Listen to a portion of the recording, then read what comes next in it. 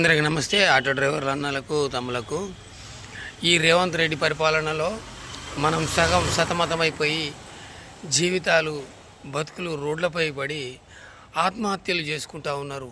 ఈ మదమెక్కిన రేవంత్ రెడ్డి అహంకారపు రేవంత్ రెడ్డికి మన ఆటో డ్రైవర్ల బతుకులు కనిపిస్తలేవు. వచ్చి రాగానే ఫ్రీ బస్సు పెట్టి ఆటో డ్రైవర్లను రోడ్డు మీద వేసిండు. పోనీ అట్లనన్నా ఏదో సరే ఏదో విధంగా బతుకుతున్నాము, 100-200 వచ్చినాయి సరే అనుకున్నాం.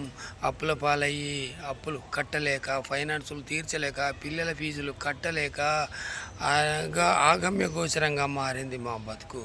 ఇది సంవత్సరం అయిన తర్వాత కరెక్ట్గా సంవత్సరానికి మళ్ళీ ఇక్కడ ఉన్న డీజిల్ ఆటోలు ఔటర్ రింగ్ రోడ్ అవతల నడవాలి, ఇక్కడ నడవద్దు అని అంటే ఇక మేము ఏం చేసుకొని బతకాలి? మనం ఎట్లా ఉండాలి?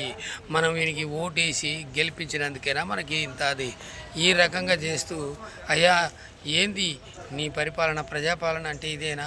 ఆటో డ్రైవర్లను నువ్వు ఆగం చేయడమేనా? ఇది పిచ్చి తుగులకు పాలన లాగా ఉన్నది. రేవంత్ రెడ్డి నువ్వు తప్పు చేస్తున్నావు, జాగ్రత్త.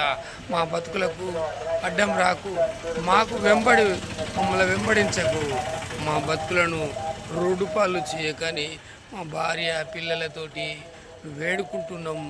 దయచేసి నువ్వు మానుకో, సహాయం చేయకున్నా పర్వాలేదు, మోసం చేయొద్దు అని చెప్తా ఉన్నాం. కనుక ఇప్పటికైనా కళ్ళు తెరిచి ఆటో డ్రైవర్లను ఆగం చేయొద్దని మీ అందరికీ, మన ఆటో డ్రైవర్లందరికీ మనస్ఫూర్తిగా వారి తరపున మా తరపున మీకు ధన్యవాదాలు తెలియజేస్తున్నాం.